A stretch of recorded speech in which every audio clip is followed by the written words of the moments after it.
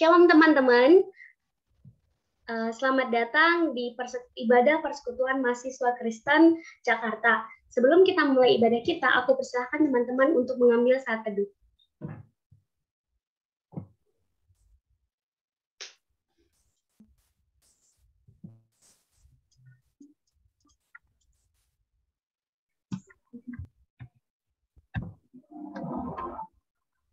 Mari kita bersatu dalam doa. Allah Bapa yang baik, Allah Bapa yang bertahta dalam kerajaan sorga, Tuhan, terima kasih Bapa, hari ini kami boleh berkumpul bersama-sama di ibadah Persekutuan Mahasiswa Kristen ya Tuhan.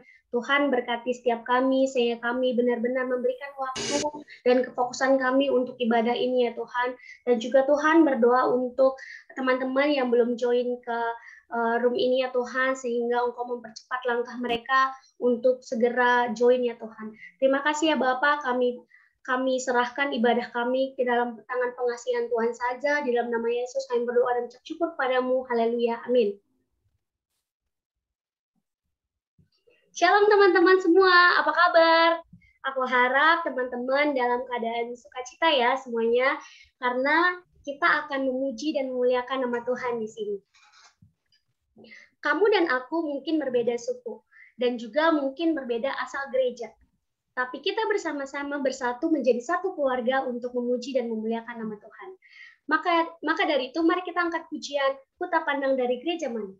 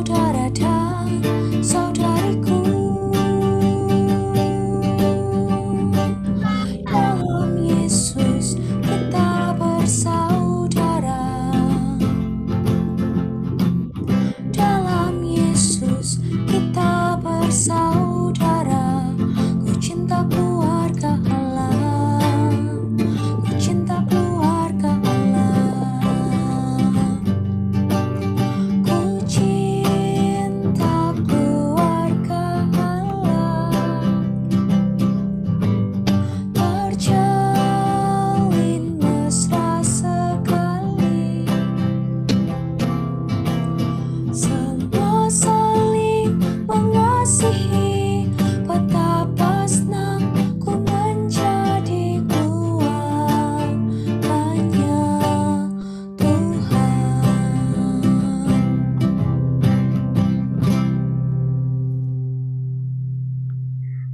Kepada PO Exodus, aku persilahkan untuk sesi sharing kampus.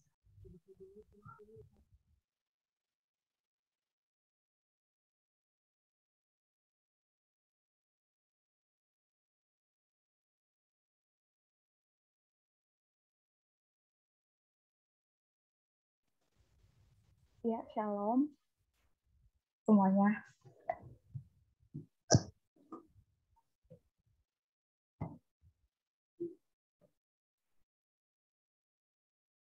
Untuk PO Exodus, pembinaan pengurus pelayanan telah selesai dan berjalan dengan lancar.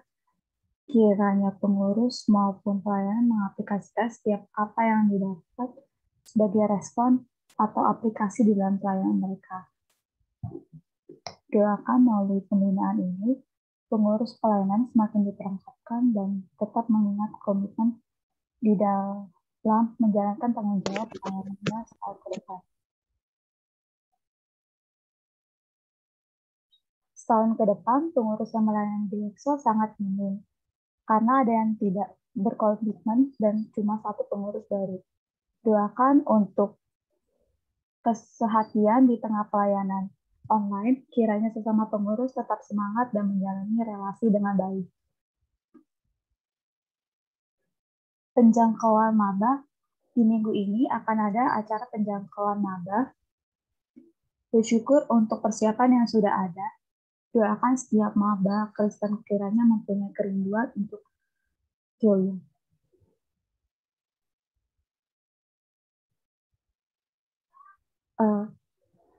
Untuk kelompok kecil, dari beberapa yang di-sharingkan untuk jadi PKK, hanya satu yang memberi diri karena minimnya PKK. Planningnya akan diadakan PKK misi, tapi masih dalam tahap mengumpulkan.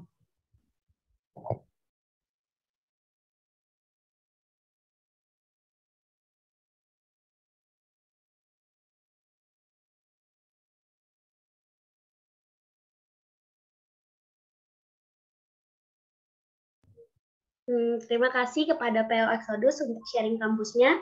Selanjutnya aku persilakan kepada Natali untuk membawakan doa syafaat.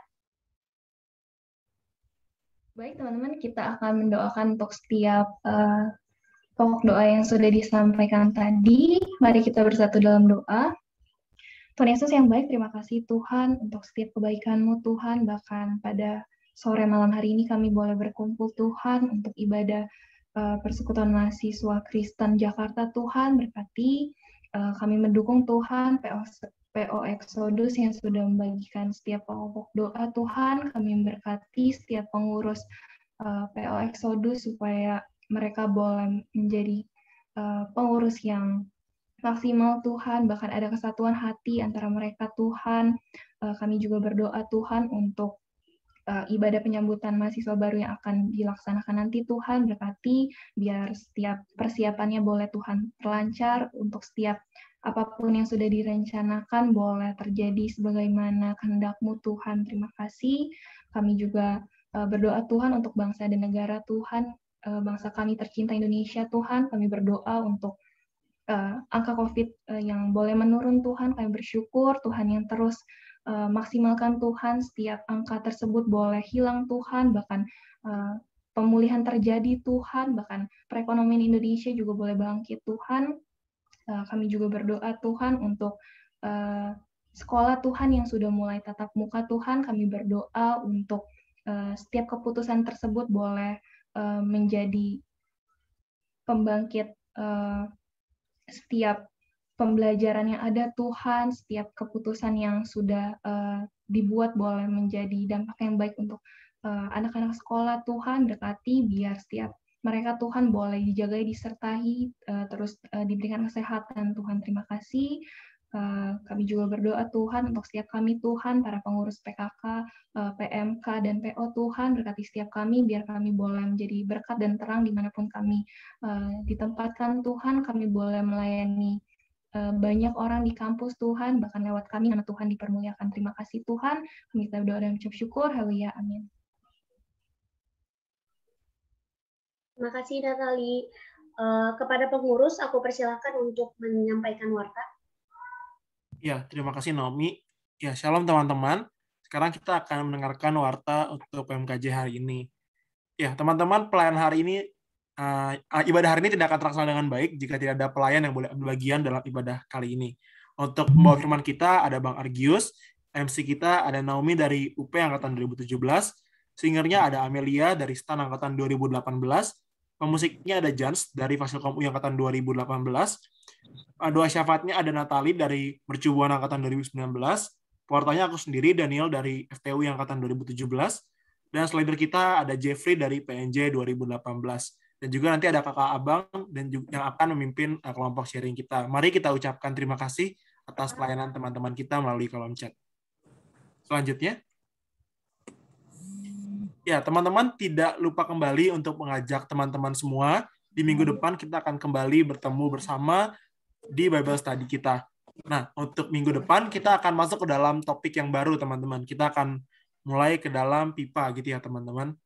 Jadi, untuk minggu depan, bentuknya adalah pendalaman Alkitab dengan judul Antara Aku, Kau, dan Dia. Itu sama, teman-teman, hari Selasa, tanggal 21 September 2021, jam 5 sampai jam setengah 7 untuk seluruh wilayah. Jangan lupa diajak ya, teman-teman, untuk pengurus, PKK, dan juga pelayan di kampusnya masing-masing.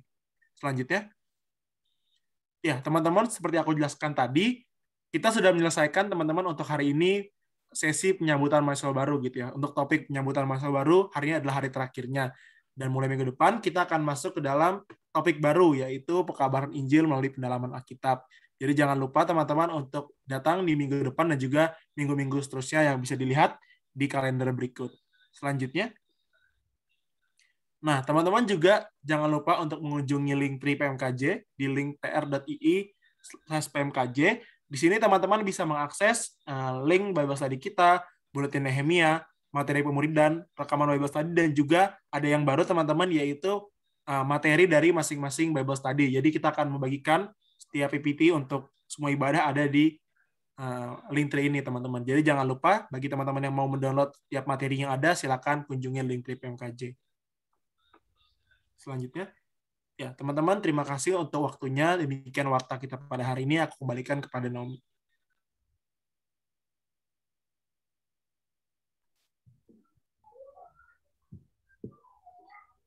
Tuhan adalah sumber berkat bagi kehidupan kita. Kita hidup satu sama lain, berkumpul bersama-sama untuk memuji dan menyembah nama Tuhan. Mari kita angkat pujian saat kami berkumpul.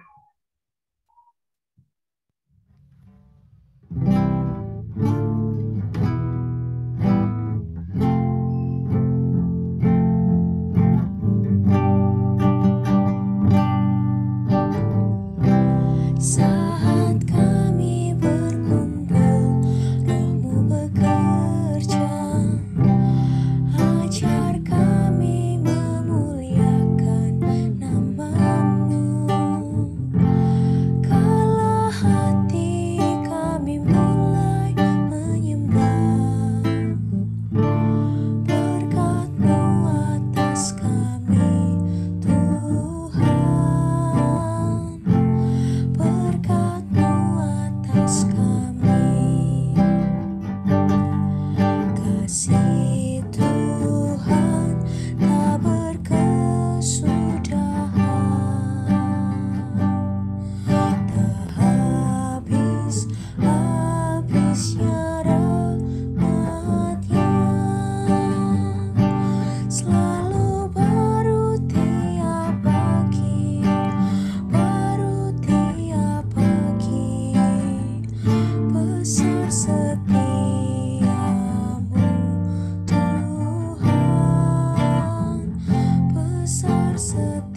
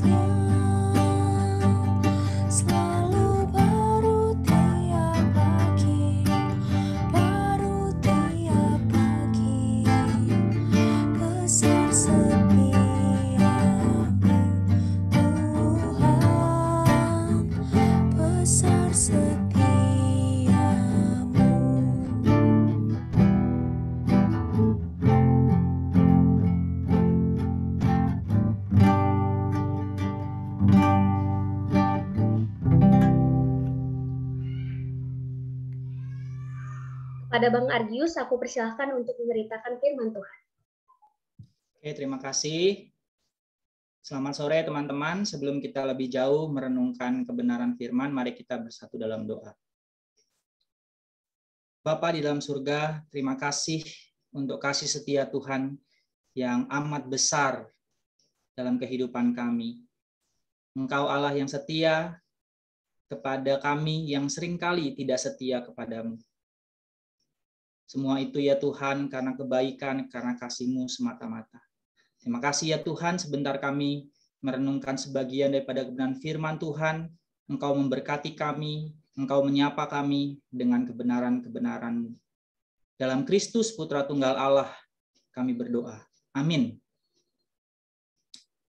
Ya, sekali lagi selamat sore teman-teman, Shalom. Hari ini kita tetap membahas tema yang sama ya, Student Today, Leader Tomorrow, part yang kedua. Tapi nanti saya akan coba membicarakan ya tema kita ini begitu secara penggunaan terminologi apakah tepat kira-kira begitu. Ya teman-teman, saya akan coba share screen satu video ya. Berharap teman-teman kita perhatikan bersama-sama. Ya, teman-teman, itu adalah pemenang US Open ya. Baru-baru ini yang diadakan di Amerika Serikat ya. Saya minta tolong PowerPoint saya ditampilkan, dan yang sangat menarik ya, umurnya baru 18 tahun. Ya. Slide selanjutnya. Umurnya baru 18 tahun. Namanya Emma Raducanu ya, dari Inggris. Baru 18 tahun ya, sudah menang kejuaraan dunia ya, US Open. Slide selanjutnya. Nah, yang kedua adalah Greta Thunberg ya. Saya agak nggak tahu bacanya gimana, tapi ini Greta Thunberg. Kalau teman-teman dari STMKG mungkin kenal ya, remaja yang memperjuangkan ya kelestarian lingkungan ya. Remaja 16 tahun ini dinominasikan untuk meraih Nobel Perdamaian. Baru 16 tahun loh. Ya, slide selanjutnya. Nah, ini adalah Malala Yousafzai ya, dari Pakistan. Ya, sekarang dia tahun ini umur 24 tahun, tetapi tahun 2014 ya, jadi sekitar 2014, 7 tahun yang lalu ya, dia sudah menang Nobel Perdamaian ya. Jadi umurnya berarti sekitar berapa itu? Baru belasan tahun sudah dapat Nobel. Bayangkan ya teman-teman. Slide selanjutnya. Nah, tapi sebenarnya anak-anak muda berprestasi juga tercatat dalam sejarah bangsa kita ya. Misalnya yang kita lihat ada Budi Utomo ya. Di Budi Utomo itu 1908 mahasiswa ya berjuang bersama-sama ya, menjamin demi terjaminnya kehidupan bangsa ya. Dan Budi Utomo ini kemudian menjadi cikal bakal dari Sumpah Pemuda ya. 1926 Perhimpunan Pelajar-Pelajar Indonesia ya, pembentukan setelah kelompok studi Surabaya Bandung, kemudian pembentukan PPP ini pada 1926 oleh mahasiswa Sekolah Tinggi Hukum di Jakarta dan Sekolah Tinggi Teknik di Bandung ya, menghimpun seluruh elemen gerakan mahasiswa yang bersifat kebangsaan. Ini cikal bakal kemerdekaan kita ya. 1998 kita tahu ya, gerakan reformasi menuntut ya Soeharto turun ya, dihapusnya KKN, dan berhasil. Ya, Soeharto turun ya. Kalau KKN-nya perjuangan panjang. Sampai terakhir 2020 mahasiswa turun untuk mendemo UU Cipta Kerja. Jadi luar biasa, walaupun yang Cipta Kerja ini mungkin hasilnya tidak terlalu memuaskan, tetapi perjuangannya yaitu sangat masif gitu ya. Slide selanjutnya. Nah, teman-teman, ini Tan Malaka bilang idealisme adalah kemewahan terakhir yang dimiliki oleh pemuda. Ya. Nampaknya idealisme ini ya bertumbuh lebat dalam masa muda. Ya, dalam masa-masa tua banyak terkikis oleh realisme.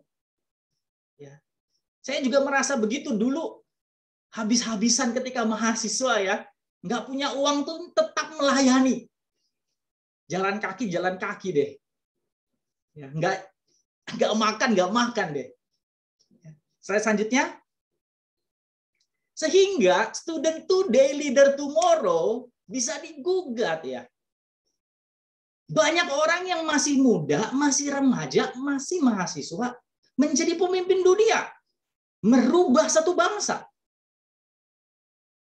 Ya. Student today, leader today, and tomorrow, lebih lagi harusnya. Siapa bilang anak remaja tidak bisa mengubah dunia, mengubah satu negara, mengubah lingkungannya? Sudah banyak buktinya. Slide selanjutnya.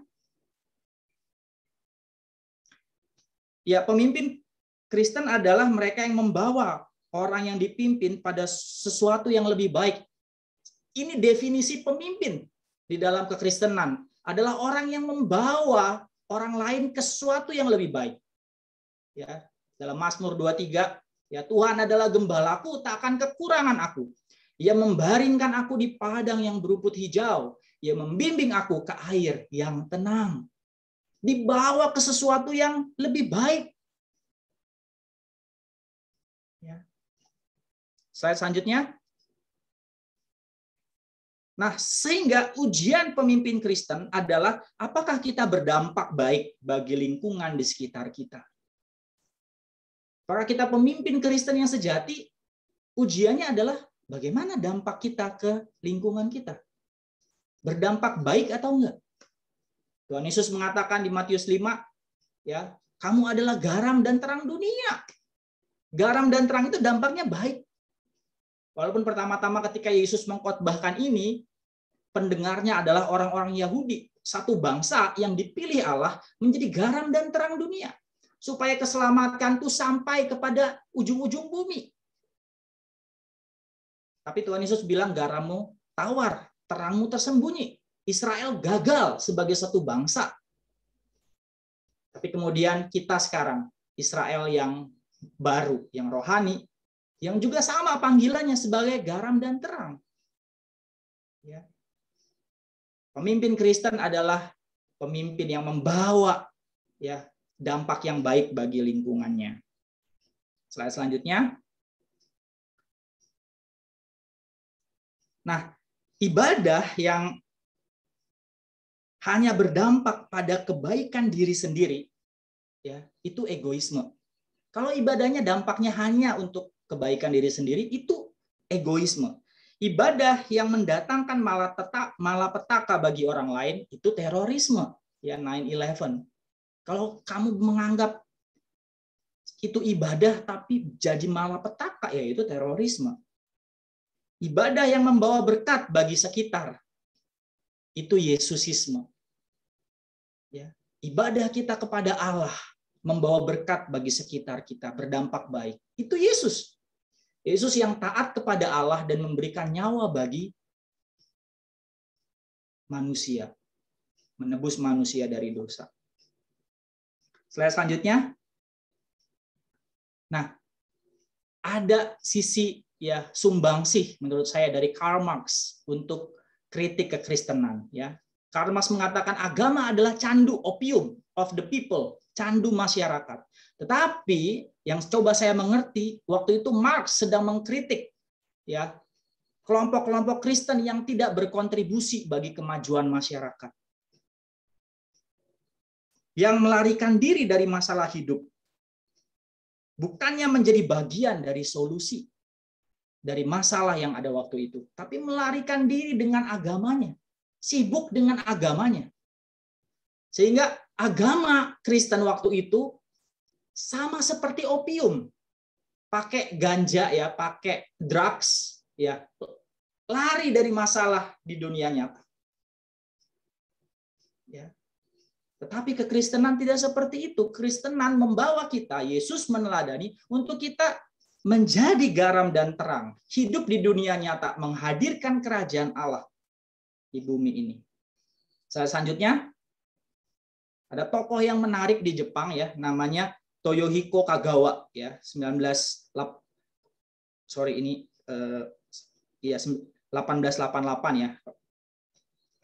1988 kalau tidak salah ya. Seorang tokoh Kristen di Jepang yang memperlihatkan perhatian besar terhadap situasi sosial pada masanya ya. Sejak tahun 1909 Kagawa memutuskan untuk tinggal bersama-sama orang miskin di sebuah daerah yang bernama Shinkawa. Kagawa tinggal di sebuah gubuk darurat berukuran 2 kali 2 meter. Kagawa kemudian menampung 4 orang miskin lain di gubuk tersebut dan membiayai kehidupan mereka dengan beasiswa yang ia peroleh untuk studi. Kendati hidup dalam kesulitan ekonomi, Kagawa terus melanjutkan studi teologinya. Salah satu sumbangan Kagawa bagi pemberantasan kemiskinan adalah dengan meneliti secara ilmiah penyebab-penyebab, akibat-akibat, dan cara menanggulangi kemiskinan. Hasilnya, penyelidikan tersebut ditulis dalam sebuah buku yang berjudul Ilmu Jiwa tentang Kemiskinan, The Psychology of Poverty. Buku tersebut mendapat perhatian pemerintah Jepang sehingga pemerintah berupaya menghapuskan daerah-daerah pemukiman orang miskin yang juga dikenal sebagai slum dan menggantinya dengan perumahan murah. Jadi satu orang Kristen ini diakui oleh pemerintah. Bukunya dipakai untuk menghapuskan lingkungan kumuh di Jepang. Jadi kalau Jepang sekarang rapih ya, baik, perumahannya bagus, ada orang Kristen yang bersumbangsi bernama Toyohiko Kagawa. Slide selanjutnya. Jadi kemudian tidak heran meskipun jumlah orang Kristen kurang dari 1% di Jepang, tetapi ada 8 orang Kristen yang pernah menjabat sebagai Perdana Menteri Jepang. Bayangkan cuma 1% kurang, tapi sudah 8 Perdana Menteri Kristen ya di Jepang. Di Indonesia kita belum pernah sekalipun presiden mungkin Perdana Menteri pernah ya, Amir Syarifuddin Kristen pernah jadi Perdana Menteri ya di Indonesia itu Kristen. Tapi di Jepang udah 8. Kita kalah 8-1 lah sama Jepang. Ya. Jadi berdampak teman-teman. Slide selanjutnya. Nah, ini tokoh sebenarnya kita sudah punya banyak teladan. Di masa lalu saya pikir kekristenan yang paling berdampak ya zaman-zaman kemerdekaan ya. Saya melihat banyak sekali bertebaran ya terang-terang Tuhan di sana. Salah satunya Yohanes Leimena. Ya, di sini dia ditunjuk oleh Presiden Soekarno untuk menggantikan Presiden Soekarno ya dalam acara kenegaraan ya. Dan 7 kali Soekarno menunjuk Leimena.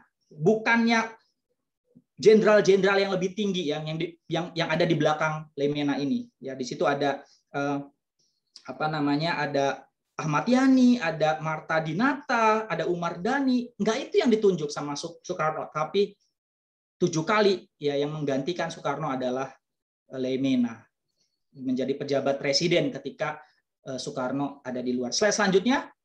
Nah, kalau kita ke perjanjian kemerdekaan di AS Renville, di situ ada orang-orang Kristen, ada Leimena yang di garis merah, di lingkar merah itu juga. Tetapi bukan hanya dia, ada Amir Syarifuddin di sana.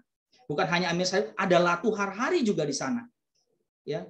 Jadi ada 3 orang Kristen yang merundingkan kemerdekaan di AS Renville. Bayangkan, ya betapa bangganya kita. Ya, slide selanjutnya. Tentang Leimena kita juga bisa berbangga karena dia 21 tahun berturut-turut menjadi menteri. 18 kabinet. Saya belum pernah ketemu yang seperti ini, kayaknya nggak ada ya. 21 tahun jadi menteri berturut-turut dalam 18 kabinet. Siapa? Leimena. Ya. Dia sebenarnya adalah dokter, jadi kebanyakan menteri kesehatan.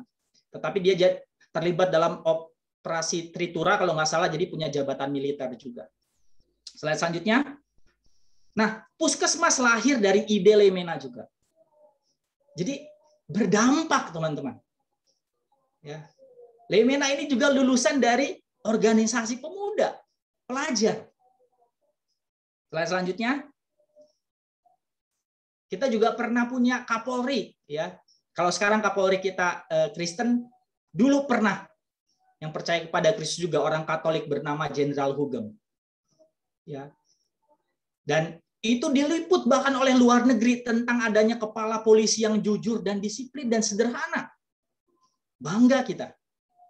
Ya. Baik menjadi orang penting, tapi jauh lebih baik menjadi orang baik. Slide selanjutnya.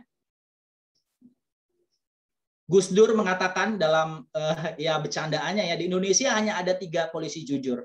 Ya, yaitu polisi tidur, patung polisi, dan Hugeng, polisi Hugeng. Ya, Gus Dur mengakui, bahkan katanya di Mabes Polri katanya gitu, foto Hugeng itu dipampang di pintu masuk ya, sebagai inspirasi buat polisi-polisi yang lain. Ya luar biasa teman-teman. Slide selanjutnya.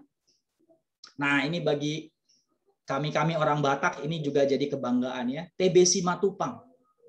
Ya, yang berani marahin dan mendebat Soekarno sampai Soekarno marah juga sama dia begitu. Ya, karena Soekarno main ubrak-abrik jabatan di TNI waktu itu ya, yang coba saya baca ya, yaitu TB Simatupang. Ya, yang menjadi juga kalau nggak salah baru sekali ya, baru dia yang menjadi Panglima TNI. Pada waktu itu dia menggantikan Sudirman ya, Jenderal Besar Sudirman menjadi Kepala Staf Angkatan Perang, yaitu TB Simatupang. Tapi kemudian di zaman Orde Baru karirnya terus meredup, dia tetap berkarya di mana? Di PGI. Kemudian di Dewan Gereja Sedunia. Dia menjadi ketua Dewan Gereja Sedunia. Jadi gereja di dunia pernah dipimpin sama orang Batak. Hidup orang Batak. Bayangkan ya, kebanggaan. Belum pernah terjadi lagi, belum pernah teman-teman. Maaf teman-teman yang Jawa, yang Toraja, yang Ambon ya, bukan sukuisme ya, tapi kami sebagai orang Batak ya izinkan agak berbangga dulu gitu. Gereja di dunia pernah dipimpin sama orang Batak. Sehingga rapat Dewan Gereja Sedunia pernah terjadi di, kalau nggak salah di mana ya, di Parapat atau di Siantar begitu, saya agak lupa. Horas ya. Selanjutnya, dan masih banyak teman-teman ya, ada Robert Walter Mangunsidi, Wagero Supratman, Ignatius Kasimot, Sultan Gunung Mulia, Ratu Langi, Amir Sarifudin, Sugija Praja gitu. Slide selanjutnya, yang terakhir ada juga Yap Tian Hin ya. Di Indonesia ada penghargaan bagi orang-orang yang berjuang di bidang HAM, namanya penghargaan Yap Tian Hin. Ini penghargaan pemerintah nasional, teman-teman. Ya. Karena apa? Karena ada seorang ahli hukum yang menjadi pengacara yang sangat berdedikasi, yang sangat berintegritas bernama Yap Tian Hin yang pernah dimiliki oleh Indonesia ini. Ya, dan saya coba baca bukunya ya. Dia bertobat karena lewat ibu kos ya. Asrama Uki. Oh, ada namanya itu ya. Asrama Uki ada yang namanya Asrama Yap Tian Hin ya, YLC ya. Saya baru tahu. Iya, teman-teman ya. Jadi kalau teman-teman yang punya kos-kosan ya, bisa jadi alat untuk mengabarkan Injil juga gitu. Slide selanjutnya. Teman-teman, visi PMK adalah mahasiswa ya, dan kelak alumni yang berdampak ya. Jadi bukan hanya ketika nanti alumni, tapi sekarang juga bisa. Ya, Allah bisa bekerja. Ya. Mulai sekarang menjadi pemimpin. Ya, bagi keluarga, bagi gereja, bagi PMK tentunya, supaya PMK terus diregenerasikan, terus ada, terus melayani. Bahkan bagi UKM-UKM lain.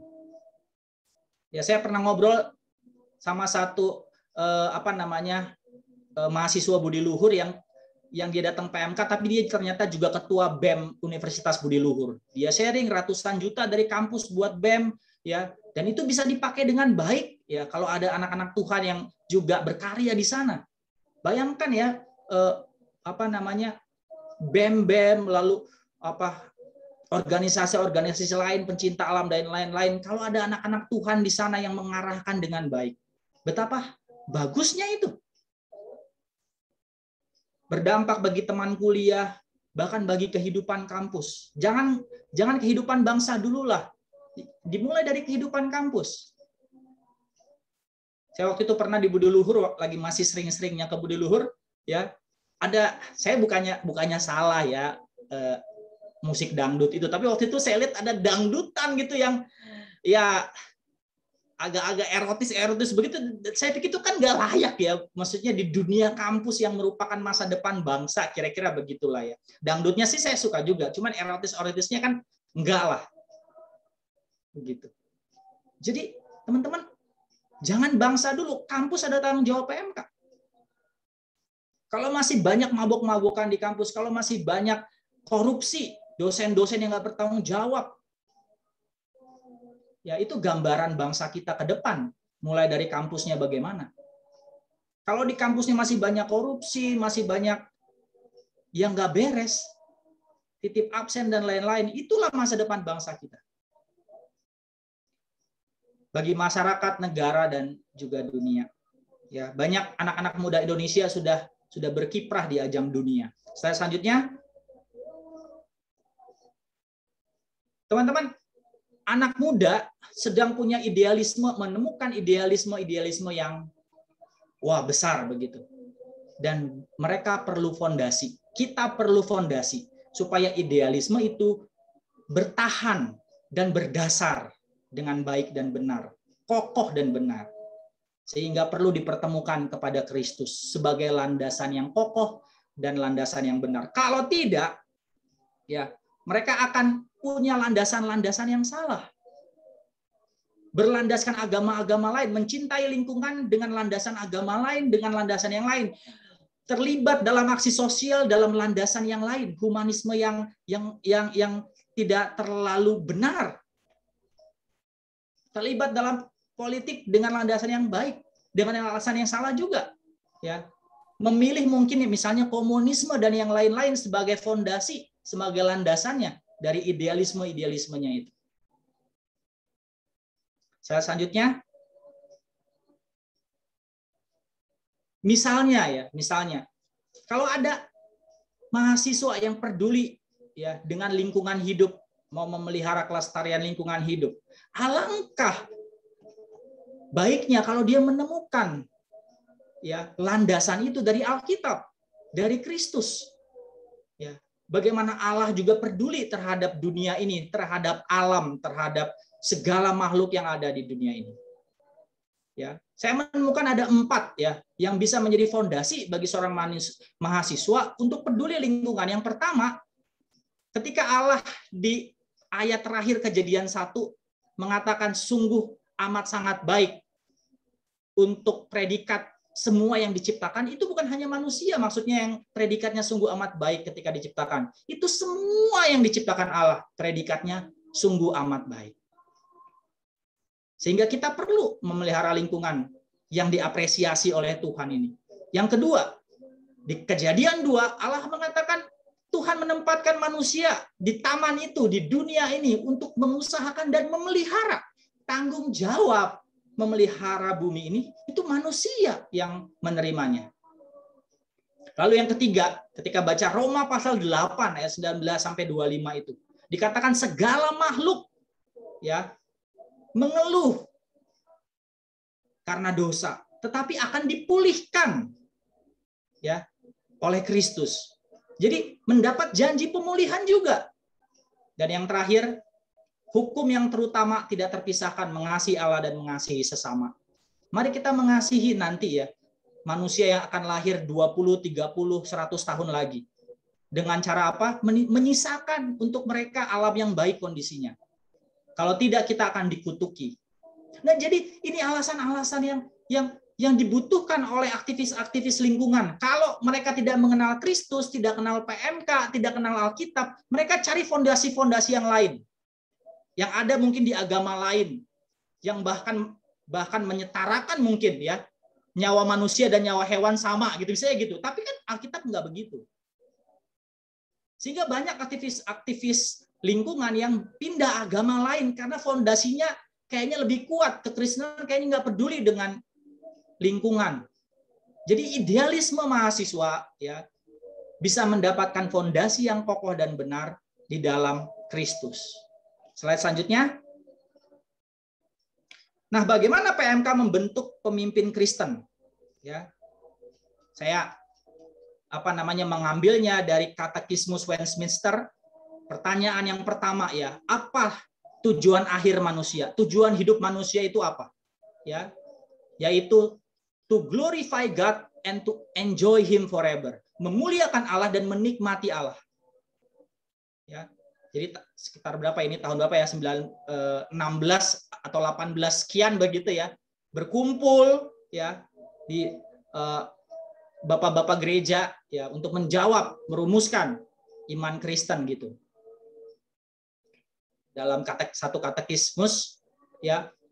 Dan pertanyaan pertama, apa tujuan akhir manusia? Apa tujuan hidup manusia? Dan mereka menjawabnya adalah untuk memuliakan Allah dan menikmati Allah. Dan bagaimana kita bisa membentuk pemimpin Kristen? Cara untuk memuliakan Allah yang paling utama adalah dengan menikmati Dia terlebih dahulu. Banyak teolog yang mengatakan kemudian bagaimana kita memuliakan Allah kalau kita tidak menikmati pribadinya terlebih dahulu. Bagaimana kita bisa membentuk pemimpin Kristen ya yang berdampak? Ya, caranya adalah dengan membawa mereka terlebih dahulu menikmati pribadi Allah, menemukan kebahagiaan yang sejati di dalam Allah, sehingga tidak mau yang lain lagi, tidak mau dosa lagi. Ya, dosa sudah kehilangan kemanisannya dalam kebahagiaan di dalam Allah itu. Hidup mereka kemudian diarahkan kepada memuliakan Allah, berbuah bagi Allah, berdampak bagi sesama. Selanjutnya, menikmati pribadi Allah melalui hangatnya kasih persahabatan dalam Kristus di PMK. Mereka bisa menikmati indahnya firman Tuhan. Ya, mendapatkan pribadi Allah dalam firman Tuhan melalui pujian, doa, dan dalam melayani bersama. Ya, bisa menikmati pribadi Allah itu, menikmati kasih Allah dalam persahabatan di PMK. Ya, menikmati hikmat Allah, pribadi Allah di dalam firman Tuhan, kuasa Allah dalam belajar sama-sama bergantung di dalam doa. Slide selanjutnya. Ya, sehingga apa yang ditawarkan oleh PMK sebenarnya kepada mahasiswa ya adalah hidup bahagia dan berguna. Ya. Semua orang pengen hidup bahagia, tapi belum tentu mereka mau berguna. Tapi panggilan Allah ya tidak bisa hanya bahagia. Bahagianya itu dalam hidup yang berguna. Ya. Sehingga untuk memuliakan Allah, untuk hidup berguna, berdampak, terlebih dahulu harus menikmati Allah, enjoy God. Dan PMK, Persekutuan Mahasiswa di kampus kita masing-masing ya, namanya pasti beda-beda, Potri dan Posa, PO segala macam. Ya, harus menawarkan ini yang kita bisa tawarkan di dalam Kristus, dalam PMK kepada mahasiswa baru nanti yang masuk atau sudah masuk, yaitu hidup yang bahagia, kebahagiaan sejati.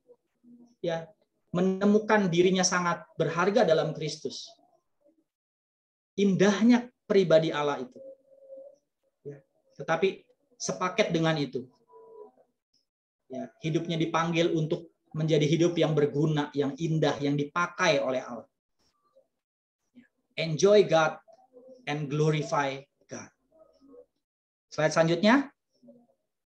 Teman-teman, awal tahun ajaran adalah golden time ya untuk menjangkau mahasiswa baru, calon pemimpin Kristen. Ini adalah masa-masa emas kita bisa menjangkau mereka. Ya. Karena memang mereka mungkin masih diwajibkan oleh kampus, karena mereka belum banyak kesibukan. Ya, kita bisa bantuin mereka juga tugas-tugas yang berat mungkin di awal. Ini golden time.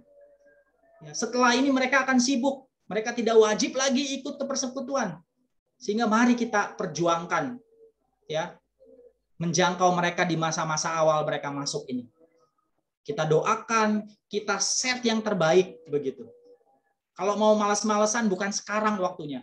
Nantilah di tengah-tengah kepengurusan mungkin bisa agak malas-malesan gitu. Tapi di masa ini kesempatan, ini golden time. Kita merebut hati mereka. Ya. siapkan yang terbaik. Ya. Slide terakhir, teman-teman, kita akan masuk kelompok sharing lagi. Ya, saya berharap keep it short. Ya, bagi-bagi waktunya ya. Kalau ada 6 orang, 30 menit berarti 55 menit gitu ya. Keep it short. Ya, dengan jatah masing-masing. Ya, involve everyone. Ya, juga change it up. Saya agak kurang ngerti apa maknanya. Tapi ini ya pertanyaan-pertanyaan yang nanti kita diskusikan gitu ya. Teman-teman bisa tambahkan materi ini. Teman-teman adalah pemimpin, ada Roh Kudus juga yang dalam diri teman-teman. Mungkin muncul ide-ide yang lain atau mengkritik apa yang saya sampaikan. Begitu mungkin saya ada yang salah di dalam materi, teman-teman bisa begitu ya. Atau apa yang dinikmati yang bisa dikembangkan, bisa di-sharingkan juga. Yang kedua, bagaimana supaya PMK kita semakin menjadi alat Allah membentuk pemimpin-pemimpin Kristen ya yang sejati. Dan yang terakhir, apa yang bisa kita lakukan ya untuk menolong supaya momen penerimaan penyambutan mahasiswa baru ini bisa berjalan dengan baik. Mereka bisa dekat dengan PMK. Mungkin ya untuk diinjili, tetapi juga yang penting pertama-tama punya relasi, merasa memiliki PMK, merasa disambut begitu ya.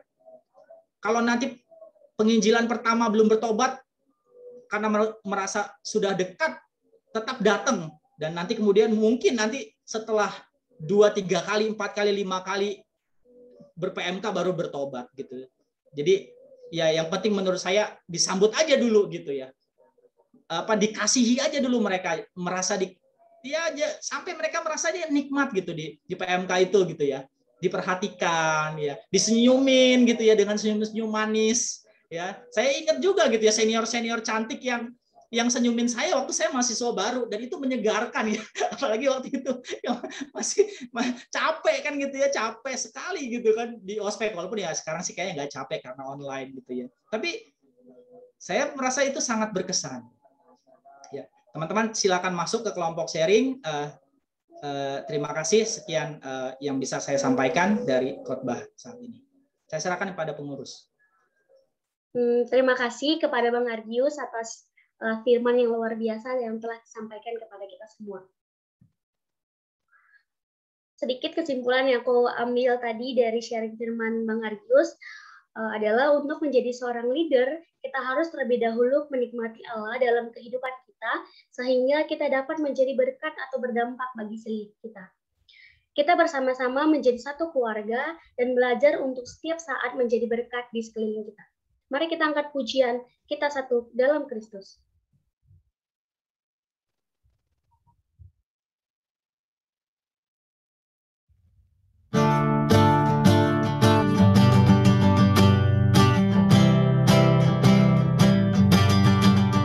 Kita satu keluarga dalam Kristus, karena kasih-Nya yang telah mempersatukan. Marilah kita saling membangun terus di dalam pengenalan akan Tuhan. Kita satu keluarga dalam Kristus, alangkah indah duduk bergandeng tangan. Marilah kita memperlengkapi terus hingga siap menjadi alat Tuhan. Saling membangun dan mengisi dalam pengenalan firman Tuhan, serta menjadi terang Tuhan, dan nama Tuhan dipermuliakan. Kita satu keluarga dalam Kristus, karena kasih-Nya yang telah mempersatukan. Marilah kita saling membangun terus di dalam pengenalan akan Tuhan. Kita satu keluarga dalam Kristus, alangkah indah duduk bergandeng tangan. Marilah kita memperlengkapi terus hingga siap menjadi alat Tuhan. Saling membangun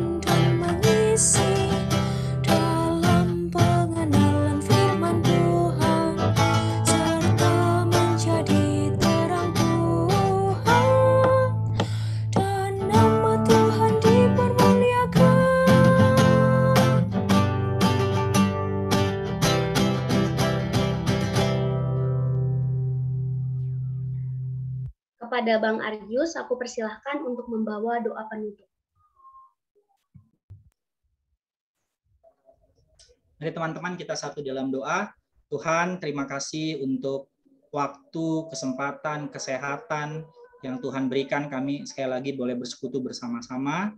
Kami mengucap syukur kepadamu, terima kasih untuk pengurus, untuk para pelayan, untuk teman-teman yang boleh sama-sama bersama kami bersekutu hari ini ya Tuhan. Kami bersyukur kepadamu sekali lagi ya Tuhan, kami menyerahkan pelayanan persekutuan kampus, kiranya Tuhan berkenan memakai kampus-kampus di Jakarta untuk menjadi alat Tuhan, mempertemukan mahasiswa dengan Kristus, menikmati pribadimu yang penuh kasih, yang mulia dan agung, yang kemudian hidupnya diubahkan.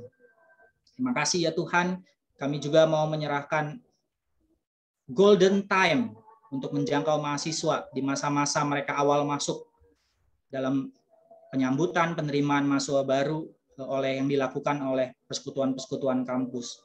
Tuhan, tolong kami untuk memberikan yang terbaik di masa yang sangat penting ini.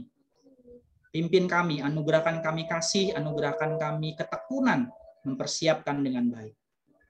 Terima kasih ya Tuhan, kepadamu kami berdoa, dan kami bersyukur menutup persekutuan kami yang indah di sore hari ini. Dalam Kristus Tuhan kami yang mengasihi kami, Tuhan kami yang hidup, kami berdoa, kami bersyukur. Amin.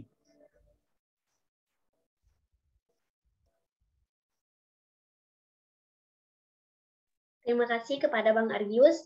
Selanjutnya aku persilahkan kepada pengurus.